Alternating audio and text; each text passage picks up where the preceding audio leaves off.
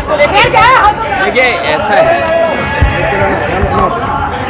स्वाभाविक है कि जो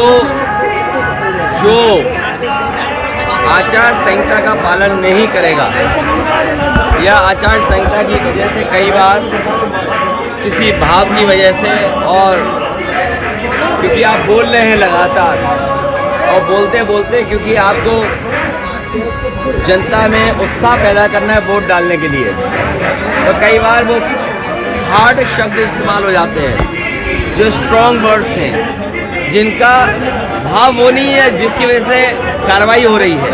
भाव दूसरा है कि ज़्यादा वोट डालें।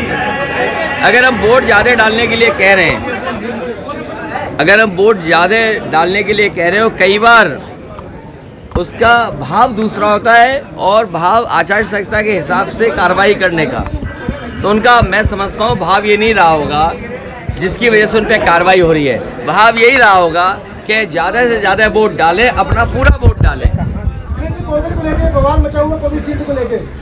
1 मई और बीजेपी गई, जो बात हम लोग पहले दिन से कह रहे थे कि, और न केवल आज बात आई है, बीच बीच में एक्सपर्ट लोगों ने भी कहा और अब कोर्ट कह रहा है। तो जो आपदा में ये जो ढूंढते थे कि उन्हें कुछ मौका मिल जाए, आपने देखा वैक्सीन जैसी कंपनी से भी भारतीय जनता पार्टी ने चंदा वसूल लिया। सोचो उन पे क्या गुजरती होगी जिन पे वैक्सीन लगने के बाद सर्टिफिकेट है। 80% ऐसी आबादी है जिसको ये वैक्सीन लगी है और सरकार ने लगवाई। तो आज जिन लोगों ने लगवाई उन पे भी कानूनी कार्रवाई होनी चाहिए, क्योंकि आम जनता की जान खतरे में डाल दी। साइंटिस्ट एक्सपर्ट ये कहते हैं कि उसकी वजह से न केवल हार्ट और कुछ बीमारियां भी हो सकती हैं। तो इसको कौन जवाब देगा? ये तो आचार संहिता से बड़ा उल्लंघन किया बीजेपी ने। ये तो हमारे और आपके स्वास्थ्य से खिलवाड़ कर दी। केशव प्रसाद मौर्य ने कहा है कि विपक्षी गठबंधन आईसीयू में है और इनको जनता ऑक्सीजन नहीं देगी। इनकी बातें मत सुनो, इनकी बातें न सुनो। राष्ट्रपिता महात्मा गांधी कह गए हैं कि ना गलत सुनो ना गलत कहो।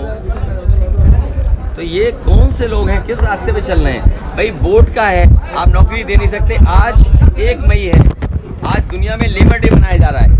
उन्हें सोचना चाहिए कि जिन नौजवानों को उन्होंने बेरोजगार रखा है, और जो लेबर ऑर्गेनाइजेशन की रिपोर्ट है वो ये कहती है कि भारत में 83% लोग बेरोजगार हैं। अगर भारत में 83% बेरोजगार हैं और किसान दुखी है, नौजवान के हाथ में नौकरी नहीं है, पेपर लीक किया है, तो इस बार भारतीय जनता पार्टी आईसीयू में जाएगी। और मई शुरू हो गई, भारतीय जनता पार्टी विदाई होना तय है, जाना तय है।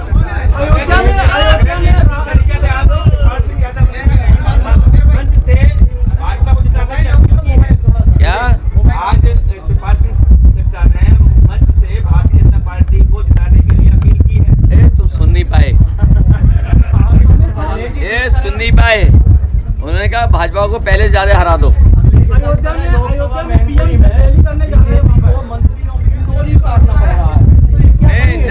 न केवल मैनपुरी में टोली उतार रहे हैं, बल्कि बताइए आप फर्रुखाबाद में तो केस कर रहे हो। यहाँ के डीएम अधिकारी लगे हुए हैं बीजेपी के पक्ष में काम करने के लिए, फोन कर रहे हैं अपने अधिकारियों के माध्यम से। क्या वो आचार संहिता का उल्लंघन नहीं है? अगर मैनपुरी जिले के जिलाधिकारी और तमाम अधिकारी वो लोग हैं जिन्होंने पिछली बार वोट लूटा था। याद कीजिए मैनपुरी का चुनाव नगर पालिका का, उसमें यही जिलाधिकारी, यही अधिकारियों ने वोट लूटा था। अब चुनाव आयोग क्या सो रहा है क्या?